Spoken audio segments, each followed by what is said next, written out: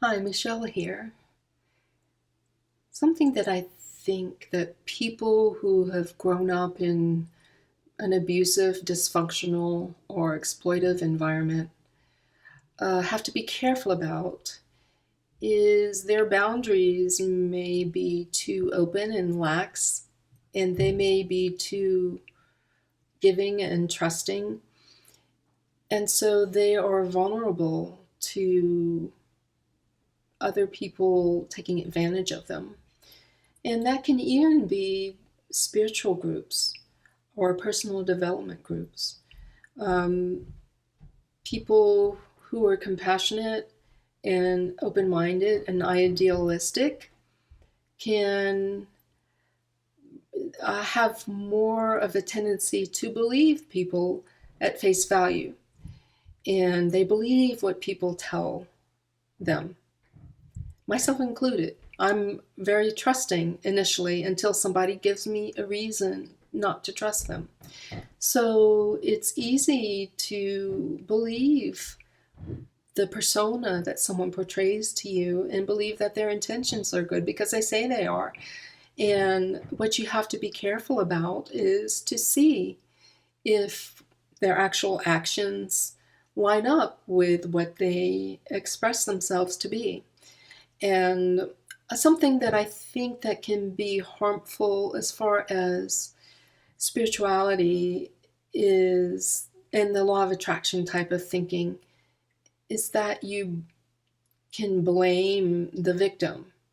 That you could say, oh, well, they just weren't being spiritual enough. They weren't thinking the right thoughts, and that's why bad stuff happened to them, and that's why they're sick. And blame that it's them because they're not doing it right, like the spirituality or the law of attraction thinking or what have you. So then, if you are trying to get your head around that thinking, when, like me, when at first, whenever I encountered that, I said, oh, that's a good practice, I'm going to try it. But then I found that it spiraled into me blaming myself because, well, if things aren't working out, then I must be doing something wrong. And it's all my fault because, it comes from your energy and the way you're being, and I must be doing something wrong. And then I started thinking about it more, and I'm like, well, lots of our stuff, the things that are in us, is unconscious and subconscious. So, and sometimes it takes a lot for that to come to the surface. So how can, I eventually decided that that was not healthy either, to think that way, that there had to be like a balance, and that I can't give all my power to that type of thinking or to spirituality even, that I have to take personal responsibility to how I'm processing that, and that believing and trusting in something, that I have to be judicious about that too, and always check in with myself, and always check in and say, wait, does this feel right?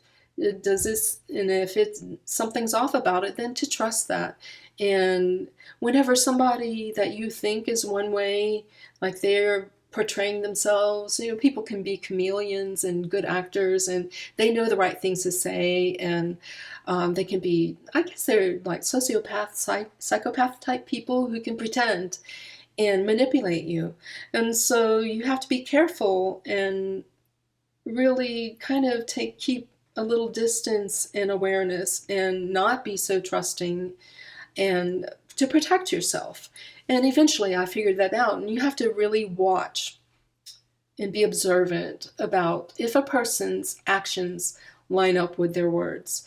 Now, if you just spend a short period of time with a person, or you just know them kind of superficially, yeah, you're not going to be able to see that. So forgive yourself if you've like fallen into thinking somebody's one way and you thought they were really all that and everything else, and then you find out through their actions the truth. Don't beat yourself up.